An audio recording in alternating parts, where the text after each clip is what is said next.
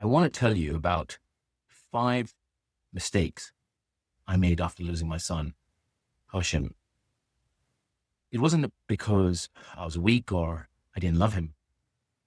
It was because nobody handed me a roadmap. I had no way of knowing what to do and how to move forward. I walked into the darkness for years, making the same mistakes over and over again. By the time I had understood what I had done wrong, I'd lost more than my son. I'd lost my business, my marriage, my sense of who I was as a man. Had I known these 5 things on the day I buried Hashim, everything that followed would have looked very different. So here they are, and see how many feel familiar to you. Mistake number 1. I made myself responsible for everyone else's comfort. Every time I mentioned my son's name, Hashim, people froze. They didn't know what to say. Conversations about my son dried up very quickly. I watched them squirm and feel super awkward, and I thought, this is harder than just saying nothing. So I learned to keep him out of discussions. I stopped saying his name where it made people feel uncomfortable. I protected everyone else from my grief and let myself feel exposed to it. I remember visiting some friends who had flown into London. They didn't know about Hashim. The dad asked me, weren't you guys expecting a baby? It was a full room, and that full room felt completely silent. I sadly whispered quietly, but enough to be heard, we lost him 5 weeks ago. You know, I could cut the discomfort with a knife. It was so thick. The subject was swiftly changed, and to this day, I can feel the embarrassment. You think you know your close friends. The cost of that mistake was this. The less I said, the more invisible I became. And the more invisible I became, the more I disappeared with my son. Mistake number 2. I had no language for what I was carrying. When someone asked how I was doing, I usually answer, I'm fine. I didn't mind when someone pushed me to ask what happened. I wanted to speak about my boy. But I've come across dads, when they are pushed a little, they say, I'm just not someone who talks about this stuff much. And they rely on short answers or quick change of subjects. It is a very lonely place to be. The problem with having no language for grief is that it has nowhere to go. It doesn't just disappear. It finds other ways to seep out, such as anger or numbness or exhaustion. It creates misunderstandings and distance with the people you love most. There's a dad I know who attended one of my workshops 10 months after losing his son. And at the end of the first session, he said something that struck me. He said, these are all thoughts I've had in my head, but I haven't been able to say them out loud to anyone. 10 months. Imagine what it'd feel like if it was 10 years. All of that sitting in his head. No way to express it. No safe place to set it down. Every time someone asked him how he's doing, he'd give the short version, the short answer, and quickly move on past the worst parts. The version designed to make other people feel like he was okay. But in reality, he wasn't. He just didn't have the words for what was actually happening inside of him.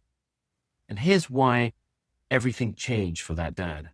It was sitting down and writing in a private space with no pressure to perform, with prompts that did all the heavy lifting for the dad to find the words to express himself. By session 2, he said he felt lighter because for the first time, the thoughts in his head had somewhere to land. They had somewhere to go. This is what no words to express grief costs you. It keeps everything locked up, and what stays locked up doesn't escape.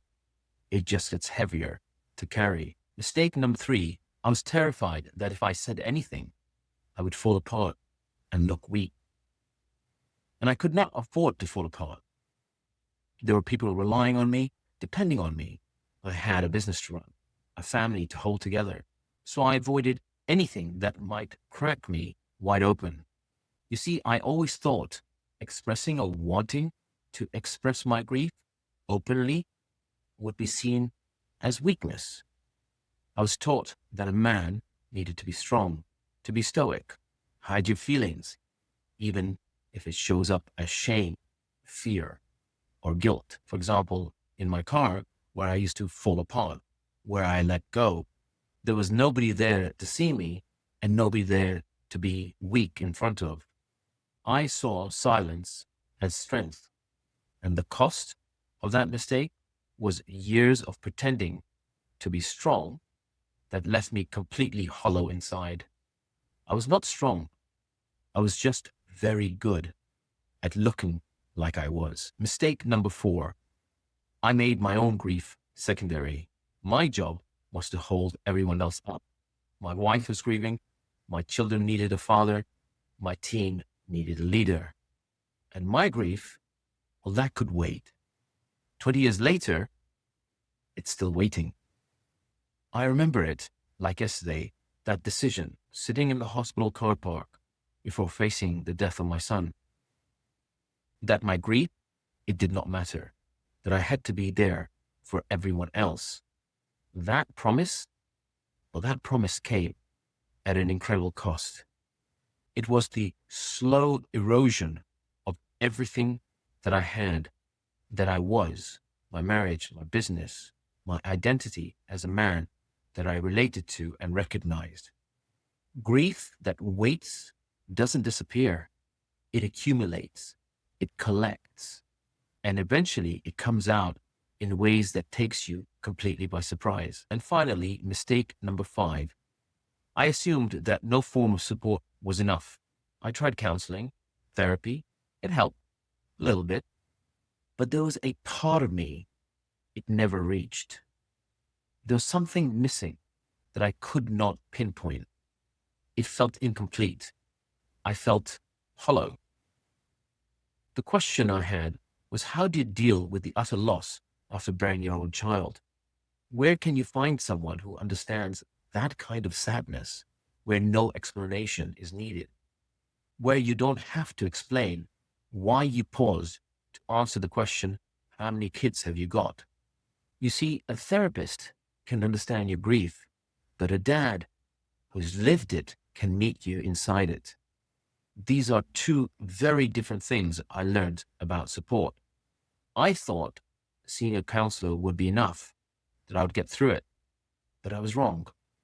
There's a cost in believing that there's nothing out there except for therapy that could help. For years of carrying something really heavy that only a very specific kind of connection with another dad could have loosened the place I was stuck in. And I didn't find that connection for 2 decades. So what's the cost of doing nothing? Here's what happens when a grieving dad makes these mistakes. The grief doesn't go away. It lingers.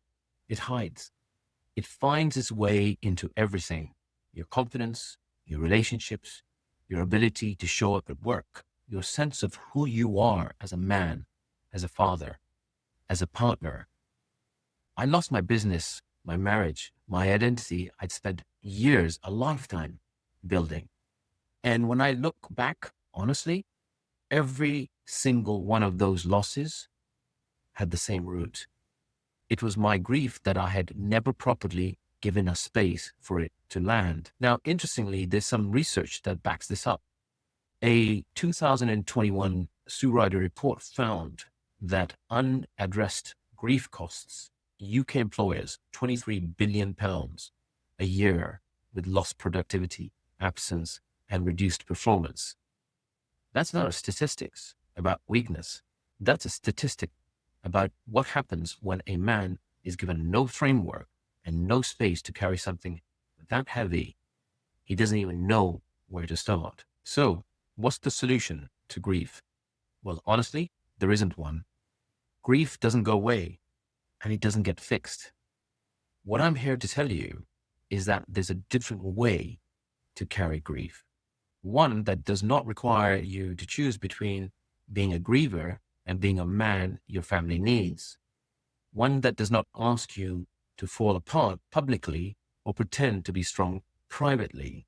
One that gives a dad's grief a chance to go somewhere safe. What I needed all those years ago and what I eventually built was a space where I could breathe, where I could think, where I could set it down for a moment without feeling like I was betraying Hashim. A private space, a dad first space, built by a grieving father for grieving fathers, where the only credential required to walk through the door is a loss you are already carrying. So for you to learn more about this private space, I've done a video which you can find in my channel. So if any of those 5 mistakes landed for you, let me say you're not failing. That is just the path that most of us walk because nobody showed us any other way.